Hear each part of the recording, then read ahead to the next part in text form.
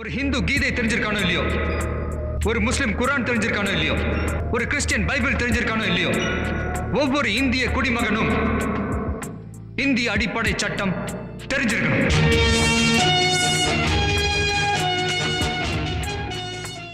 வணக்கம். சென்னை உயர்நீதிமன்ற வழக்கறிஞர் ரமேஷ் பேசுகிறேன். இப்போ பேச போகிற தலைப்பும் பார்த்திங்கன்னா முக்கியமான தலைப்பு. தமிழ்நாட்டில் நிறைய கூட்டுறவு சங்கங்கள் இருக்குது.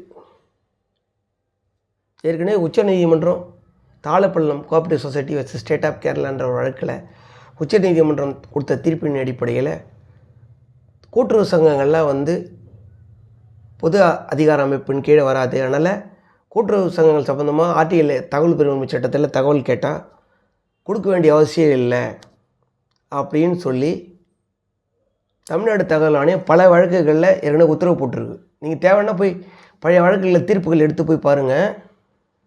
இந்த பொது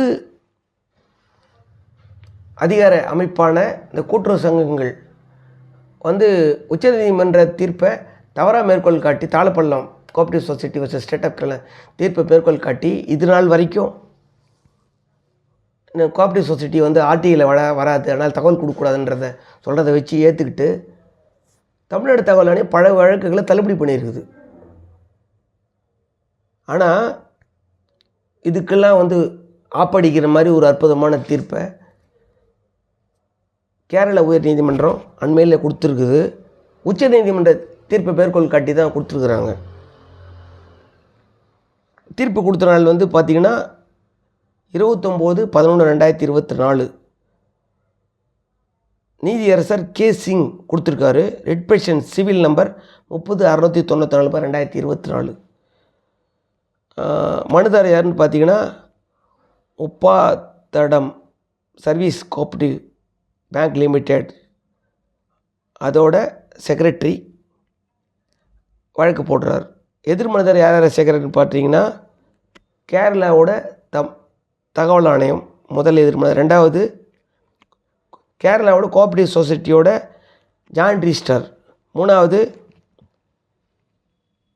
மாநில பொது தகவல் அலுவலர், கோஆப்ரேட்டிவ் சொசைட்டியோட மாநில பொது தகவல் அலுவலரோட அட்மினிஸ்ட்ரேஷன் மூணாவது, நாலாவது பிஆர் ராமச்சந்திரன். இந்த ராமச்சந்திரன் தான் சில தகவலை ஆர்டிஐயில் கேட்குறார். என்ன கேட்குறாருன்னு பார்த்தீங்கன்னா, இந்த கோஆப்ரேட்டிவ் சொசைட்டி இந்த முப்பாத்தட்டம் சர்வீஸ் சொசைட்டி இருக்கு இல்லையா, இந்த சொசைட்டி என்ன பண்ணாங்க, ஒரு கட்டடம் கட்டுறதுக்காக ஒரு பில்டரோட ஒரு கன்ஸ்ட்ரக்ஷன் அக்ரிமெண்ட் போடுறாங்க. அதோட காப்பி கேட்குறாரு. இல்லை கன்ஸ்ட்ரக்ஷன் இந்த கோஆப்ரேட்டிவ் சொசைட்டியில் நடந்த சம்மந்தமான ஒரு கன்ஸ்ட்ரக்ஷன் பில்டிங்கோட கன்ஸ்ட்ரக்ஷன் அக்ரிமெண்ட் கேட்குறாரு. இன்னொன்று இந்த சொசைட்டியில் நடந்த அந்த மீட்டிங் சம்மந்தமாக மினிட் புக்கோட காப்பி, ஜென்ரல் பாடி மீட்டிங்கோட காப்பி கேட்குறாரு. இவ்வளோ தான் கேட்குறாரு.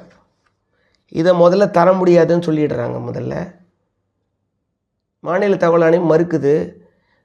திரும்ப அந்த வழக்கில் எடுத்து படித்து பாருங்கள். தீர்ப்பு பார்த்திங்கன்னா கிட்டத்தட்ட ஒரு 27 பக்கம் இருக்குது.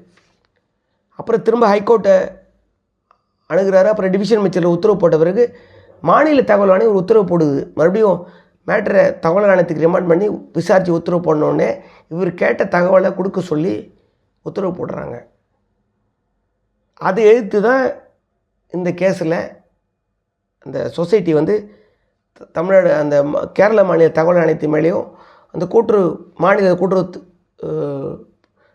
இணைப்பதிவாளர் இருக்கே அவங்க மேலாம் கேஸ் போடுறாங்க. ஒரு 4 பேர் நம்ம மனுதாரர் மேலேயும் சேர்த்து கேஸ் போடுறாங்க. என்ன கேட்குறாங்க அப்படின்னா, உச்சநீதிமன்றம் ஏற்கனவே சொல்லிடுச்சு கோஆப்ரேட்டிவ் சொசைட்டியில் தகவல் விருப்பு சட்டத்துக்கு கீழே வராது. அதை கேரள உயர்நீதிமன்றம் மறுக்குது. உச்சநீதிமன்ற தீர்ப்பிலே தாளப்பள்ளம் கோஆப்ரேட்டிவ் சொசைட்டி வர்சஸ் கேரளாவிலே தெளிவாக சொல்லியிருக்கிறாங்க, கூட்டுறவு சங்கத்தோட பதிவாளரின் கட்டுப்பாட்டத்தில் மாநிலத்தில் இருக்கக்கூடிய கூட்டுறவு சங்கங்கள்லாம் எல்லா கூட்டுறவு சங்கமும் வருது. ஒரு 2H கீழே பொது தகவல் அலுவலர் அவர்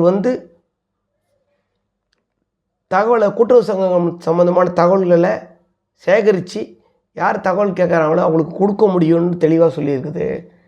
அதனால் நீங்கள் தகவல் வழங்க மறுக்க முடியாது. மாநிலத்தில் எந்த சட்டங்கள் இருந்தாலும் சரி, கூட்டுறவு சட்டமோ எந்த சட்டமோ இருந்தாலும் சரி,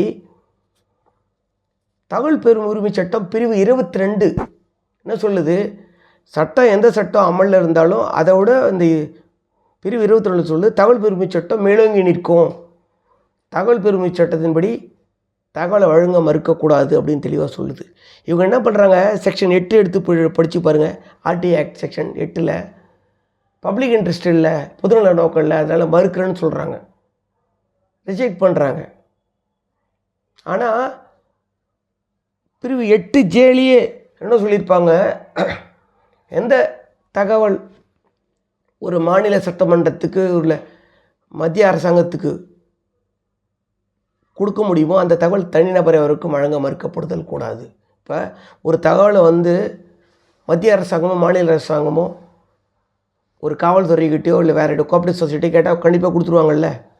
சட்டமன்றத்துக்கும் பார்லிமெண்ட் கேட்டாலும் பார்லிமெண்ட்டுக்கு, சட்டசபை கேட்டால் சட்டசபைக்கு கொடுத்துருவாங்கல்ல, மறுக்க மாட்டாங்கல்ல. அம்மா தனிநபரை வரைக்கும் மறுக்கக்கூடாதுன்னு சொல்லுது. இவங்க 8 பிரிவை பயன்படுத்தி நாங்கள் கோஆப்ரேட்டிவ் சொசைட்டியில் நாங்கள் வரமாட்டோம் அப்படின்னு சொல்லி தகவலை மறுக்கிறாங்க. அப்போ இவங்க என்ன சொல்கிறாங்க, ஆர்டி செக்ஷன் பிரிவு 3 படி தகவல் வாங்கிறதுக்கு எல்லாருக்கும் உரிமை இருக்குது. கூட்டுறவு சங்கங்கள் மாநிலத்திற்கிற கூட்டுறவு சங்கங்கள் அனைத்தும் அந்த மாநிலத்திற்கிற கூட்டுறவு சங்கங்களின் பதிவாளரின் கட்டுப்பாட்டில் கீழே வருது. ஆனால் கூட்டுறவு சங்கங்கள்கிட்டேருந்து அந்த தகவலை வாங்கி யார் தகவல் கேட்குறாங்க அவங்களுக்கு கொடுக்க வேண்டிய கடமை அந்த மாநிலத்தில் கூட்டுறவு சங்கங்களின் பதிவாளருக்கு இருக்குது. அதனால் அந்த தகவல் அவர் கேட்ட தகவலை கொடுக்கணும் அப்படின்னு சொல்லி உச்சநீதிமன்றம் சொல்லியிருக்கிற தீர்ப்புகள்லாம் நிறைய தீர்ப்புகள் சுட்டி காட்டி கேரள உயர்நீதிமன்றம் தீர்ப்பு கொடுத்துருக்கு. தீர்ப்பு பார்த்திங்கன்னா 27 பக்கம் இருக்குது. தாழப்பள்ளம் வர்சஸ் ஸ்டேட் ஆஃப் கேரளான்ற வழக்கில் கொடுத்த தீர்ப்பை தவறாக சுட்டி காட்டி தான் தமிழ்நாடு தகவல் ஆணையத்தில் இது வரைக்கும் கூட்டுறவு சங்கங்கள் ஆர்டி கீழே வராதுன்னு தள்ளுபடி பண்ணிகிட்டே இருந்தாங்க. இப்போ கேரள உயர்நீதிமன்றம் அற்புதமாக இந்த தீர்ப்பை கொடுத்துருக்கு. கூட்டுறவு சங்கங்களின் பதிவாளர் கூட்டுறவு சொசைட்டி கட்டுப்பாட்டில் உள்ள மாநிலத்தில் உள்ள கூட்டுறவு சொசைட்டிகிட்டேருந்து தகவலை வாங்கி கொடுக்கறதுக்கான அதிகாரம் இருக்குது. கூட்டுறவு சங்கங்கள்லாம் ஆர்டி கீழே தான் வருது அப்படின்னு சொல்லி தெளிவாக இதில் தீர்ப்பு கொடுத்துருக்குது. அதனால் கூட்டுறவு சங்கங்கள் நாங்கள் ஆர்டி கீழே வரமாட்டோம்னு சொல்லி தகவல் வழங்க மறுக்க முடியாது. இந்த தீர்ப்பு பார்த்திங்கன்னா 27 பக்கம் இருக்குது. நீங்கள் இந்த தீர்ப்பை பயன்படுத்தி கூட்டுறவு சங்கள்கிட்ட ஆர்டியில் தகவல் கேளுங்க.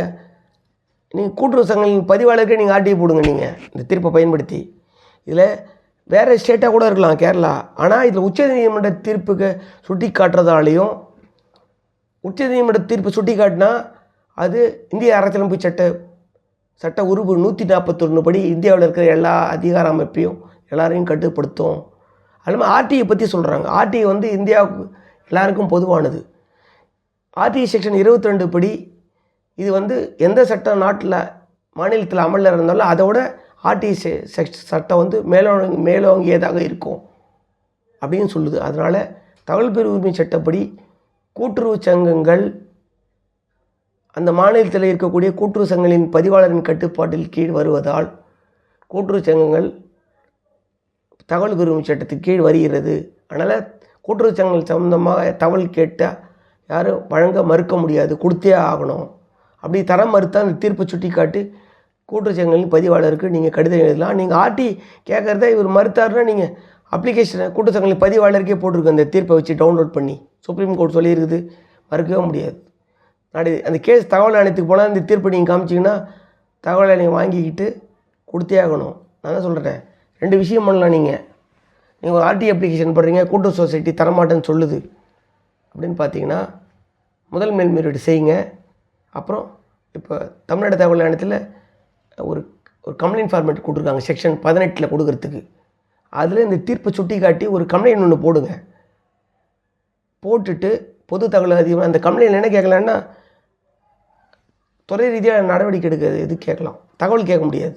அபராதம் போட சொல்லி கேட்கலாம், இழப்பீடு நீங்கள் தகவல் கொடுக்க சொல்லி கேட்க முடியாது. ஆனால் ஃபஸ்ட் அப்பீல் கூடுதலாக நீங்கள் ஒரு அப்பீல் ஒன்று போட்டுட்டு தகவல் எனக்கு செகண்ட் அப்பீல் அப்புறம் போங்க. நீங்கள் அப்போ செகண்ட் அப்பீலில் தகவலும் கேட்கலாம், இழப்பீடும் கேட்கலாம். இந்த 18(1) நீங்கள் கம்ப்ளைண்ட் போடும்போது இந்த செகண்ட் அப்பீல் விசாரணைக்கு வரதுக்கு முன்னாடி இந்த கம்ப்ளைண்ட் பெட்டிஷன் விசாரணைக்கு வந்துடும்.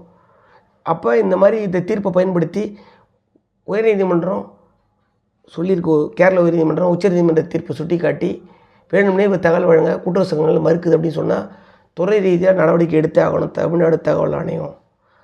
தகவல் ஆணையம் அப்படி உத்தரவு எடுக்கலைன்னா இந்த தீர்ப்பில் சுட்டி காட்டி தகவல் ஆணையத்தை சேர்த்து ஹைகோர்ட்டை ரிட்டு போடுங்க, உங்களுக்கான தீர்வு கிடைச்சே ஆகும்.